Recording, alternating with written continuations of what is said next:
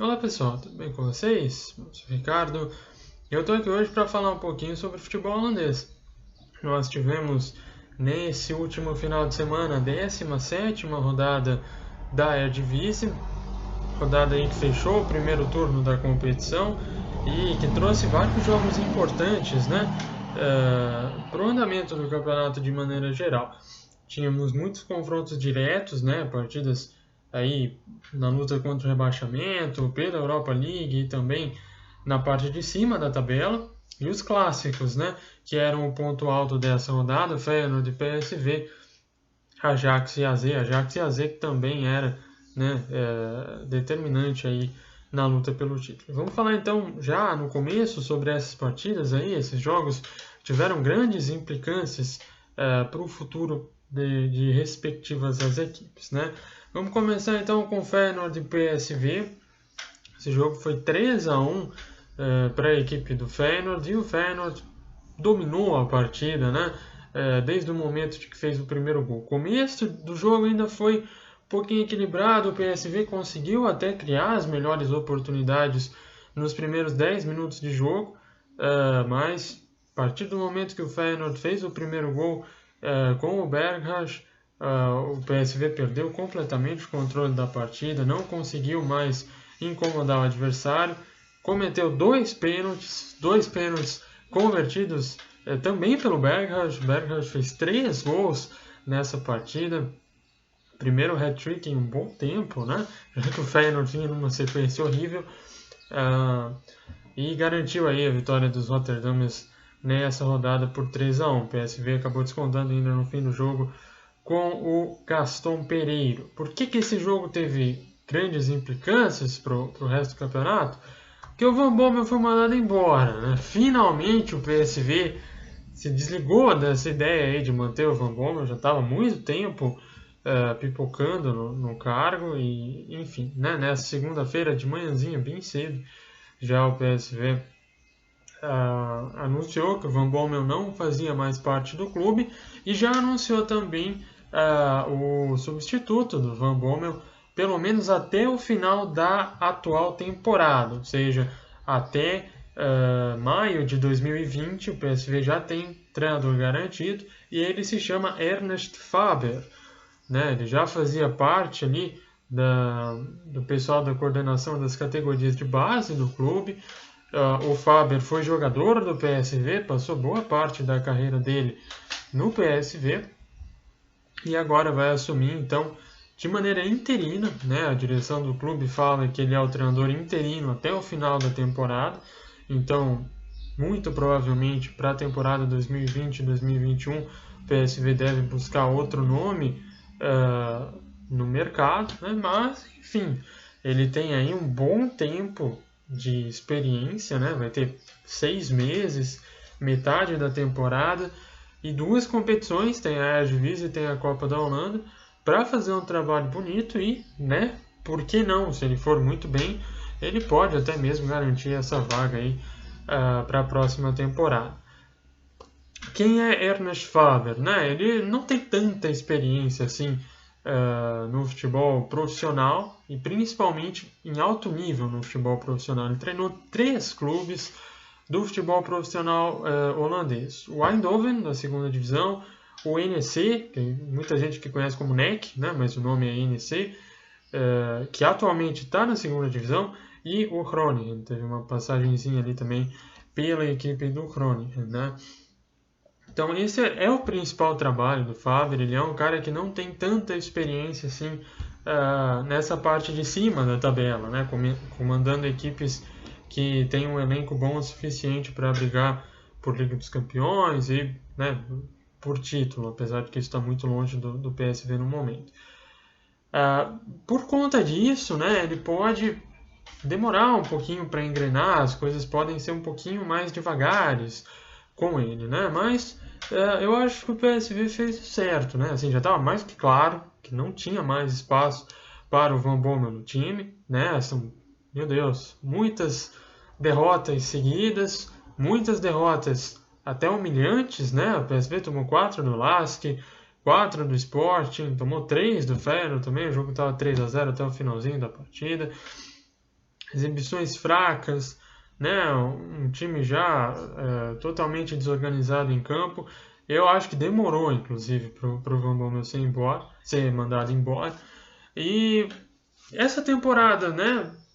Eredivisie está praticamente fora de cogitação, não tem como imaginar o PSV chegando para disputar o campeonato. E a Copa da Holanda, né? Obviamente é um título, é uma competição que as equipes querem ganhar, mas ela não é tratada com tanta importância pelos clubes, principalmente, né? PSV, Ajax e Feyenoord já ganharam muitas vezes essa competição e tem outras formas de garantir vaga em competições europeias. Então o PSV pensou, não, já que essa temporada está praticamente jogada fora, vamos botar um cara aqui que a gente conhece, passou muito tempo nas categorias de base, vamos dar uma chance para ele. Se ele for bem, quem sabe, né? Dá para ficar com ele para a temporada que vem. Se ele não for, a gente testou o cara, a gente deu oportunidade para ele e a gente vai ter aí mais 6 meses para procurar com calma um nome legal, disponível no mercado e montar um elenco que esse cara queira realmente para daí na temporada 2020-2021 chegar com força total e buscar esse título da Eredivisie que o PSV deixou, né, completamente nas mãos dos adversários nessa temporada, né? Enfim, como mencionei, então, acredito que foi a atitude correta por parte da diretoria do PSV. Voltando um pouquinho o foco para o Feyenoord, né, desse jogo especificamente, mais uma partida sólida do Feyenoord, né? Eu acho que o Dick Advocaat tem bastante méritos e a gente precisa reconhecer isso. Muita gente questiona o Dick Advocaat, né? Fala que não passa confiança, não gosta dele, o time não joga muito bem. Mas a verdade é que quando ele chegou no Feyenoord, o time estava completamente em parafuso, as coisas estavam dando tudo errado para o Feyenoord e ele conseguiu dar consistência para a equipe. Né? Óbvio, o Feyenoord não vai ter partidas incríveis como tem o AZ, como teve o Ajax até alguns jogos atrás nessa temporada. O time não é bom o suficiente para fazer isso, mas é um time que é muito bem organizado dentro de campo, um time que consegue se defender muito bem e que consegue lutar, né? Consegue manter os jogos ali vivos até o finalzinho, fez isso na Europa League, mesmo contra adversários fortes, né? E vem fazendo isso na Eredivisie, mesmo tendo um elenco de certa forma limitado. Então acredito que o Dick Advocaat merece os parabéns e o Feyenoord vem se consolidando aí como uma equipe muito melhor sob o comando do Dick Advocaat. Vamos falar então sobre o outro clássico desse final de semana. E esse clássico também importantíssimo, e eu acho que a gente tem um take muito importante sobre ele, tá? Disputa pelo título, AZ e Ajax, o retorno do AZ ao Alphas Stadium, né? O AZ ficou um bom tempo aí longe do seu estádio por conta daquele problema, né, que a gente teve. A parte da cobertura do estádio caiu, né? Deu uma ventania, acabou derrubando.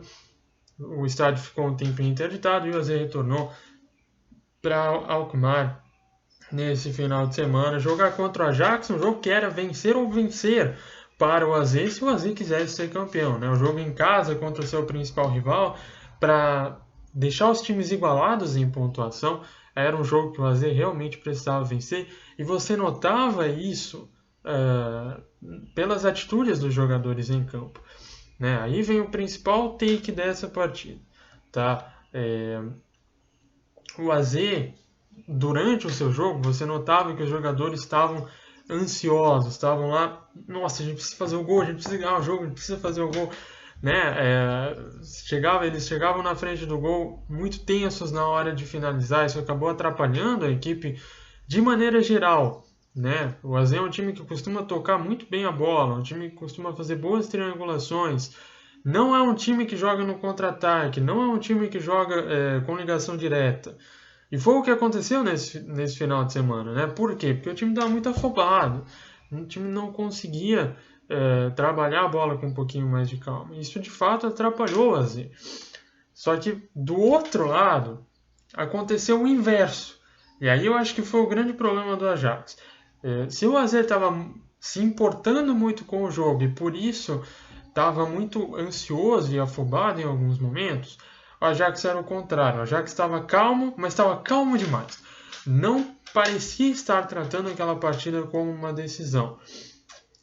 E em alguns momentos isso soou quase como uma soberba, né? Parecia que o Ajax estava lá jogando a partida, tranquilão.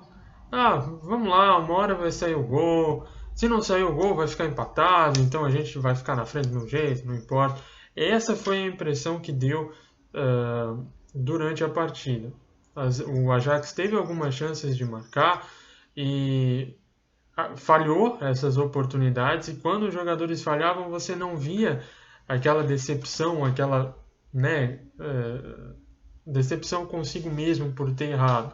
Parecia só mais um erro, parecia só, né, uma falha, mas ok, tudo bem, vamos lá. Eu achei que esse foi o grande problema do Ajax nessa partida, não ter tratado o jogo como uma possível decisão. E essa é realmente uma possível decisão, né? Porque é o confronto direto e você vê, agora os times estão igualados em pontuação. O Ajax venceu, o AZ venceu o jogo por 1-0, gols 44 do segundo tempo, gol de cabeça do Boadu, inclusive numa falha do Schürrle, o zagueiro do Ajax, uma falha até bem bizarra, assim, se você assiste o lance, né, o Schürrle é muito mais alto do que o Boadu, e o Boadu consegue, né, proteger a bola de uma maneira incrível, e o Schürrle fica lá plantado, né, realmente plantado, como se fosse uma árvore atrás do Boadu. O Boadu consegue cabecear a bola. Enfim, ele é um jogador novo, né, não dá para criticar ele por causa de um lance isolado, ele fez até uma boa partida, né? Mas de maneira geral, acho que dá para criticar o Ajax sim, jogou com menos intensidade do que deveria e entra numa espiral negativa, né? Aquilo que a gente fala sempre. É complicado quando você começa a perder vários jogos em sequência. São 3 derrotas seguidas para um time que não está acostumado a perder, principalmente não está acostumado a não marcar gols. O Ajax tem um dos ataques mais poderosos aí da história do campeonato, né? Tá a 2 gols de quebrar o recorde de mais gols em um ano na Eredivisie, e nas últimas 3 partidas não marcou contra o Villa, não marcou contra o Valência pela Liga dos Campeões e não marcou nesse final de semana contra o AZ. É um momento crítico da temporada para o Ajax, né? A sorte do time é que tem 2 jogos, os próximos 2 jogos são mamão com açúcar, né? Tanto pela Copa da Holanda, que é nesse meio de semana, como no final de semana que vem pela Eredivisie, vai pegar o Telstar pela Copa da Holanda, o time da segunda divisão, e vai pegar o ADO Den Haag na próxima rodada da Eredivisie. O ADO Den Haag é o penúltimo colocado da primeira divisão, teve mais uma partida bem ruim, apesar do empate nesse final de semana. Para o AZ, né, melhor dos cenários possíveis. Apesar da derrota de 4-0 para o Manchester United no meio de semana, né, o time conseguiu essa vitória importantíssima contra o Ajax, vê o rival entrar num momento mais delicado da temporada e agora está igualado em número de pontos com o Ajax. Então, né, a gente entra para a segunda temporada tudo como começou, né? Como se tivesse 0-0. A única vantagem do Ajax é no saldo de gols. Então, o AZ está sim na briga pelo título, né? Eu acho que está mais do que claro isso. E depende apenas de si próprio nessa segunda metade para, né? Por que não conseguir essa conquista aí que parecia inimaginável no começo da temporada. Vai depender não só desses confrontos diretos, né, mas, claro, das partidas contra as equipes pequenas, né? A gente sempre recorda o que aconteceu no ano passado. O PSV não perdeu o título nos clássicos. O PSV perdeu o título quando bobeou contra os times pequenos. O AZ tem que fazer a mesma coisa, né? Não pode tropeçar contra as equipes pequenas e fazer jogos sólidos contra as equipes grandes. Se o Ajax continuar nessa sequência aí ruim, pode ter certeza que vai tropeçar em algum momento do campeonato e as coisas vão ficar um pouquinho mais fáceis para a equipe de Alkmaar, né? Então é isso, entramos aí na segunda metade do campeonato com tudo em aberto, quem diria, né?